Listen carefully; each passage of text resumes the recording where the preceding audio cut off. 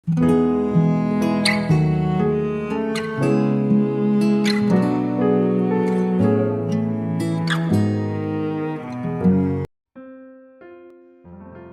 saudara yang dikasihi Tuhan Yesus.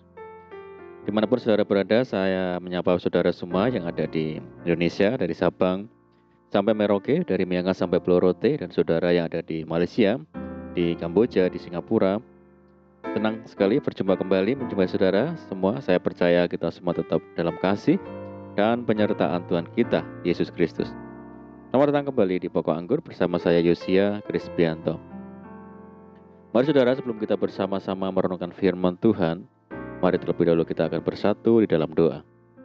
Bapa di surga, Bapa yang baik, Bapa di dalam nama Tuhan Yesus, kami bersyukur buat segala kebaikan Tuhan pada hari ini. Terima kasih buat segala berkat penyertaan Tuhan bagi kami. Dan saatnya kami rindu untuk merenungkan firman Tuhan. Ajar kami ya Tuhan, untuk dapat mengerti dan memahami segala kehendak Tuhan bagi kami. Mari Tuhan buka rahasia firman-Mu saat ini dan terangi hati kami dengan firman Tuhan. Terima kasih Tuhan, ini doa kami. Hanya di dalam nama Tuhan Yesus kami berdoa. Amin. Baik saudara, kita akan membaca bersama di dalam Lukas 2 ayat yang ke-14.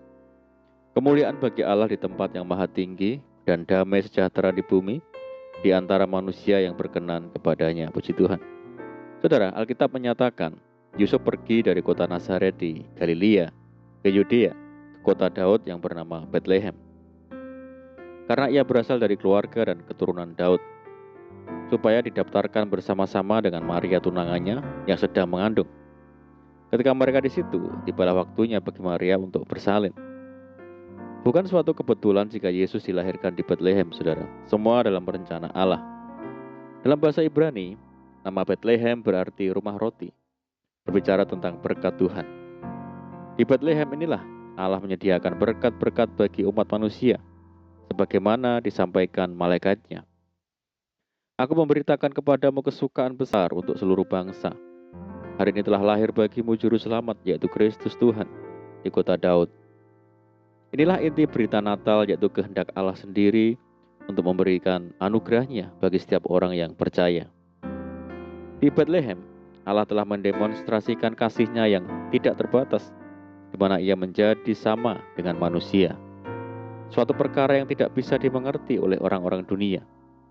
Kasih Allah juga mengandung janji yang pasti, yaitu jaminan hidup kekal bagi setiap orang yang percaya. Firman Tuhan berkata, barang siapa percaya kepada anak, ia beroleh hidup yang kekal. Tetapi barang siapa tidak taat kepada anak, ia tidak akan melihat hidup, melainkan murka Allah tetap ada di atasnya. Kehadiran Yesus Kristus ke dunia memberikan pengharapan baru dan juga masa depan.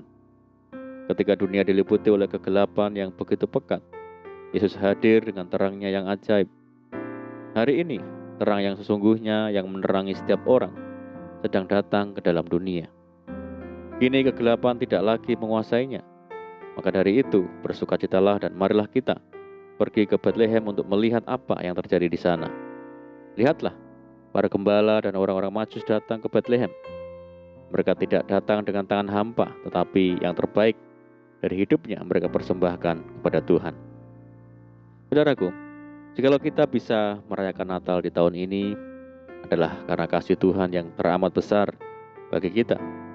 Berbicara tentang Natal, yang pertama-tama dimengerti oleh kebanyakan orang Kristen adalah memperingati hari kelahiran Yesus Kristus. Berbagai acara diadakan untuk menyambut Natal. Umumnya, gereja menggelar perayaan besar-besaran lengkap dengan pernak-pernik hiasan pohon Natal, penyalaan lilin, drama, dan sebagainya. Ada juga yang beranggapan bahwa Natal identik dengan hadiah. Karenanya, mereka memanfaatkan momen ini untuk bertukar kado atau memberikan hadiah kepada sanak keluarga. Tidak sedikit orang Kristen yang menunggu-nunggu momen Natal sebagai kesempatan emas untuk bepergian jauh bersama keluarga, karena mereka beroleh liburan yang cukup panjang.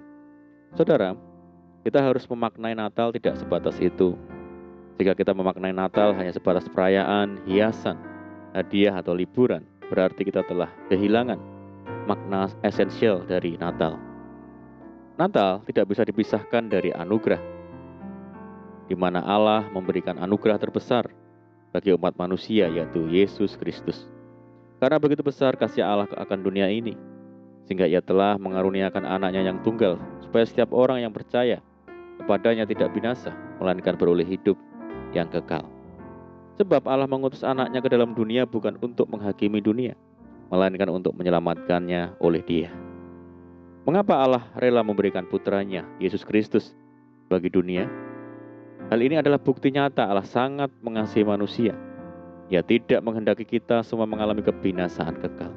Tidak ada yang benar, seorang pun tidak.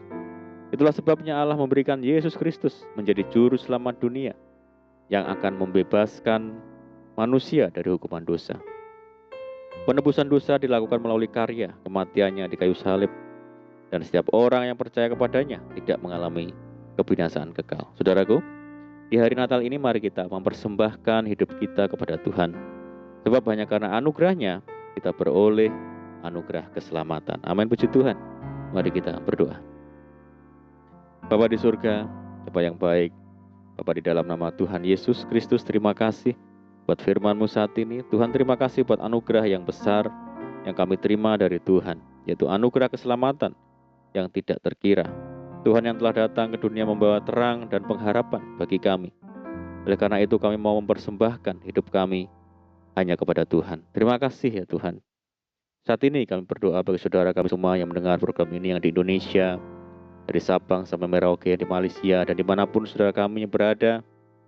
Mereka yang saat ini sakit, mari Tuhan sembuhkan di dalam nama Yesus.